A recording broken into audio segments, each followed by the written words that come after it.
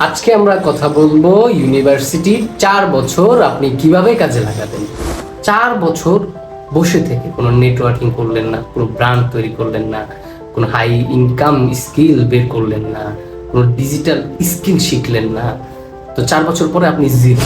আপনি পার্সোনাল একটা ব্র্যান্ড তৈরি করেন, 5,000 টাকা দিয়ে শুরু করেন।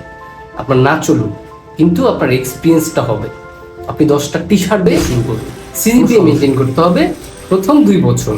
পোর্টফোলিও বা সিভি তৈরি করা, এর মানে হচ্ছে আপনি যেই কাজগুলো করেছেন বা যে কাজগুলো করছেন 2 বছর পর হোক, 2 বছর আগে থেকে হোক, এগুলোর একটা সুন্দর সামারি তৈরি করা। আপনার ব্র্যান্ডটা না চলুক, 3rd ইয়ার থেকে আপনি ওইটার উপর কাজ করলেন।